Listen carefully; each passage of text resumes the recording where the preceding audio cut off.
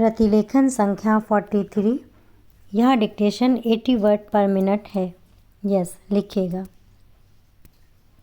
माननीय सभापति महोदय, मैं आपका बहुत आभारी हूँ जो आपने मुझे इस बिल पर बोलने के लिए समय दिया है।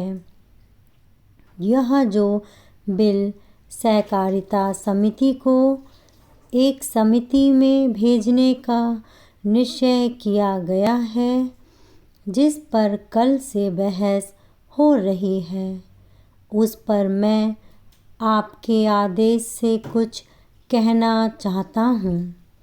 श्रीमान, इस बिल को देखा जाए तो यह समझ में आता है कि यह कोई नया बिल नहीं है, बल्कि जो सन 1912 का कानून है उसी की लाइन पर बनाया गया है और कोई नई बात नहीं रखी गई है।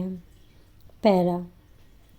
श्रीमान, इसमें सहकारी खेती की बात रखी गई है। अगर यह कहा जाए कि यह कोई नई बात नहीं है तो गलत नहीं होगा।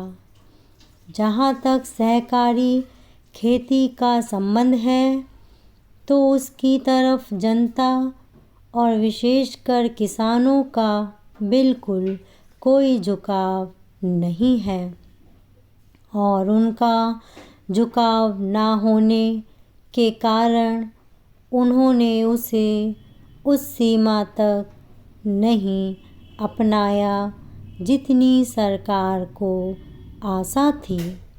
श्रीमान, आपको मालूम है कि नागपुर कांग्रेस में यह प्रस्ताव पास हुआ है कि सहकारी खेती कराई जाए। पूरे देश में इस समय इसका जोर चल रहा है और इसको लाने के लिए ना मालूम इसके कितने रूप रखे गए हैं। यह कहा गया है कि इसके अंदर कोई जोर नहीं है।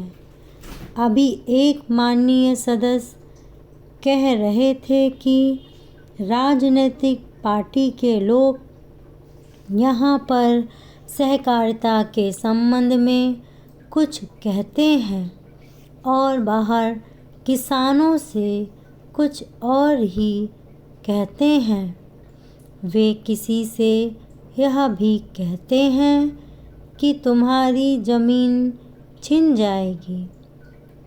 मैं यह निवेदन करना चाहता हूँ कि यह जो कहा गया है और किसानों के अंदर जो भावना पैदा होती है वह इस बिल से साफ स्पष्ट होती है कि वह गलत भावना नहीं है।